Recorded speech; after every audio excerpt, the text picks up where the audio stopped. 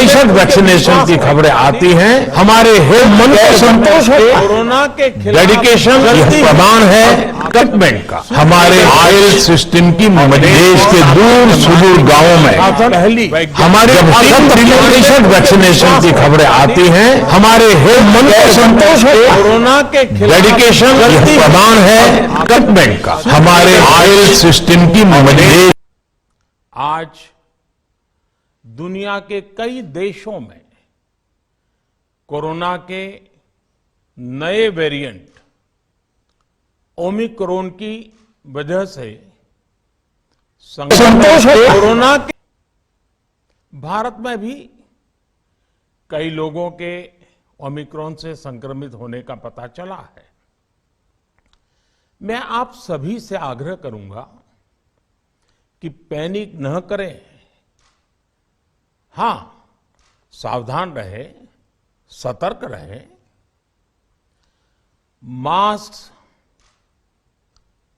उसका भरपूर उपयोग करें और हाथों को थोड़ी थोड़ी देर पर धुलना, इन बातों को हमें भूलना नहीं है। आज जब वायरस म्यूटेट हो रहा है तो हमारी चुनौतियों का सामना करने की ताकत और आत्मविश्वास भी मल्टीप्लाई हो रहा है। हमारी इनोवेटिव स्पिरिट भी बढ़ रही है। आज देश के पास 18 लाख आइसोलेशन बेड्स हैं, 5 लाख ऑक्सीजन सपोर्टेड बेड्स हैं, 1,40,000 आईसीयू बेड्स हैं। आईसीयू और नॉन आईसीयू बेड्स को मिला दें तो 90,000 बेड्स विशेष तौर पर बच्चों के लिए भी हैं। आज देश में 3,000 से ज्यादा पीएसए ऑक्सीजन प्लांट्स काम कर रहे हैं। 4 लाख ऑक्सीजन सिलेंडर्स देश भर में दिए गए हैं।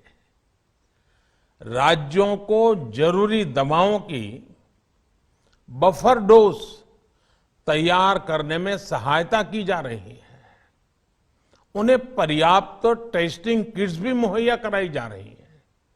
साथियों, कोरोना वैश्विक महामारी से लड़ाई का अब तक का अनुभव यही बताता है कि व्यक्तिगत स्तर पर सभी दिशा निर्देशों का पालन कोरोना से मुकाबले का बहुत बड़ा हथियार है।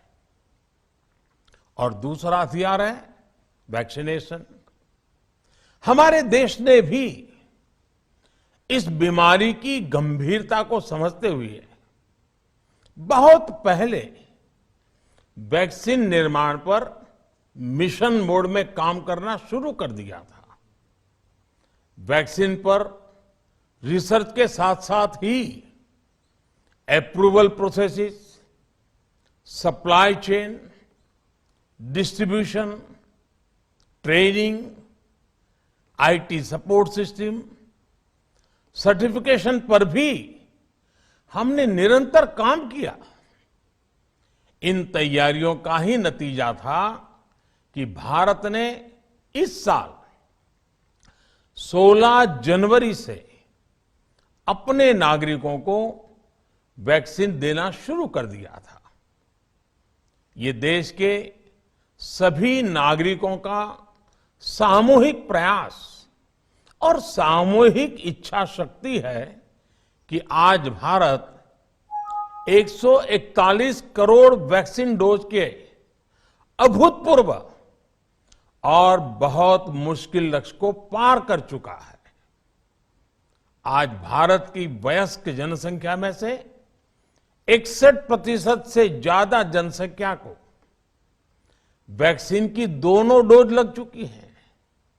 इसी तरह वयस्क जनसंख्या में से लगभग 90% लोगों को वैक्सीन की एक डोज लगाई जा चुकी है।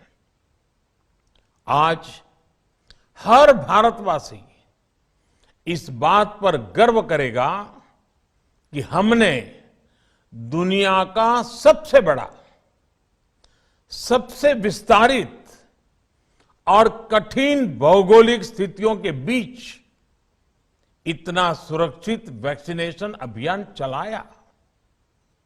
कई राज्य और विशेष तौर से टूरिज्म की दृष्टि से महत्वपूर्ण राज्य जैसे गोवा, उत्तराखंड, हिमाचल जैसे राज्यों ने 100% सिंगल डोज वैक्सीनेशन का लक्ष्य हासिल कर लिया है। आज देश के दूर सुदूर गांवों में जब 100% वैक्सीनेशन की खबरें आती हैं तो मन को संतोष होता है। यह प्रमाण है हमारे हेल्थ सिस्टम की मजबूती का, हमारी टीम डिलीवरी का, हमारे हेल्थ केयर वर्कर्स के डेडिकेशन और कमिटमेंट का, और देश के सामान्य मानवी के अनुशासन और विज्ञान में उनके विश्वास का।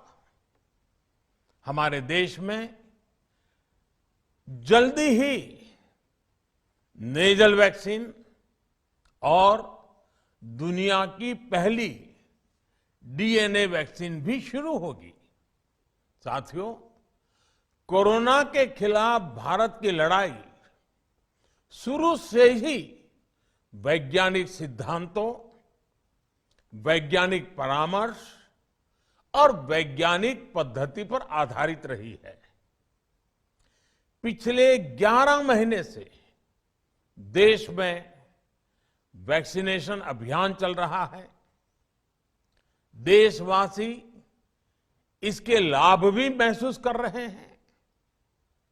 उनकी रोजमर्रा की जिंदगी सामान्य हो रही है। आर्थिक गतिविधियां भी दुनिया के कई देशों की तुलना में उत्साहजनक रही हैं।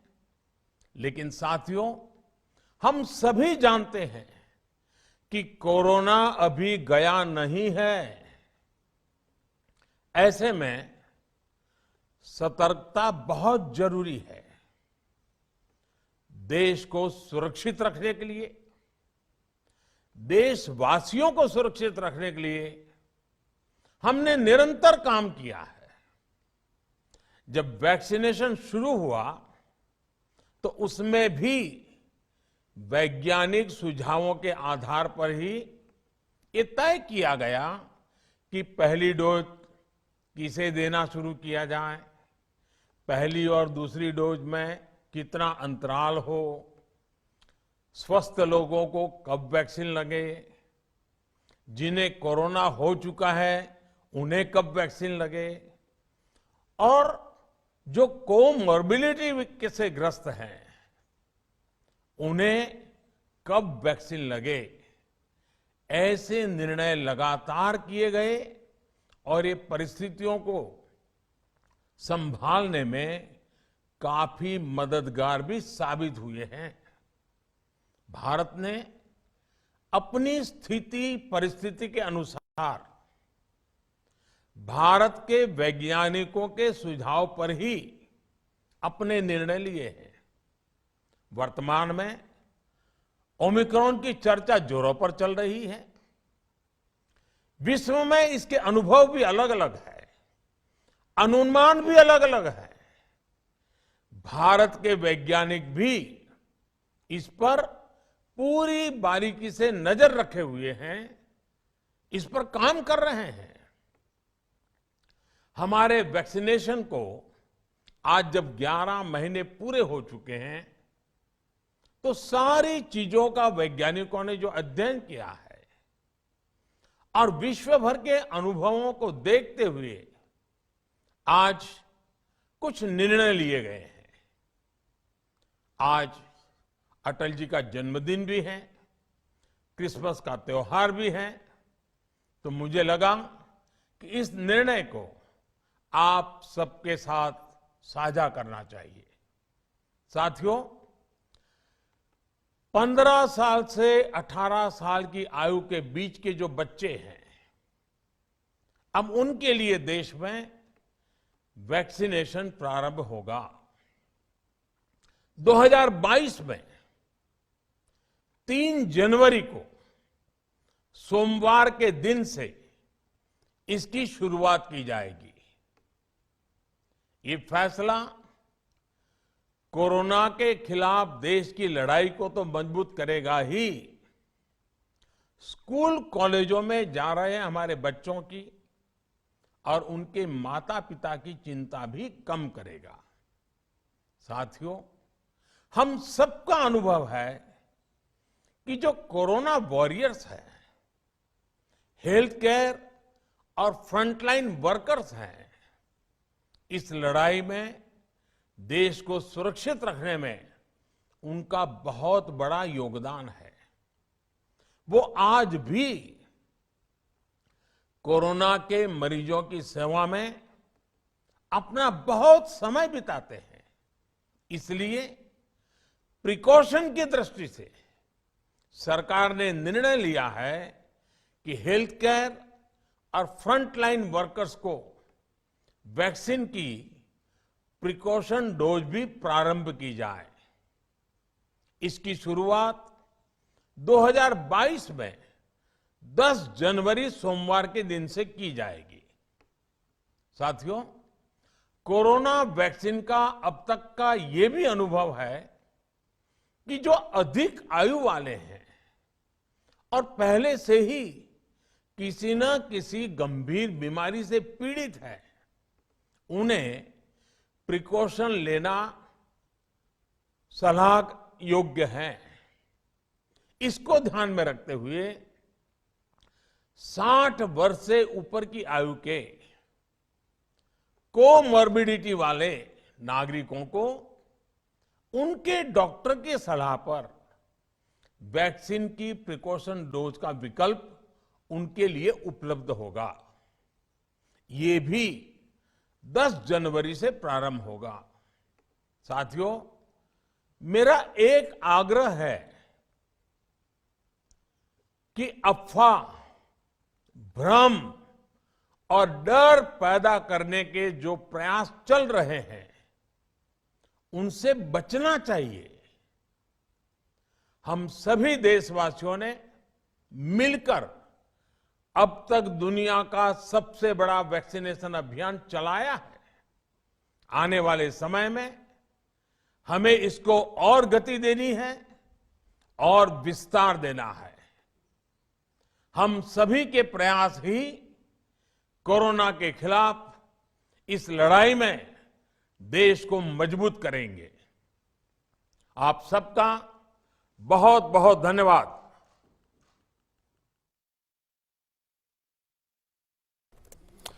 तो इस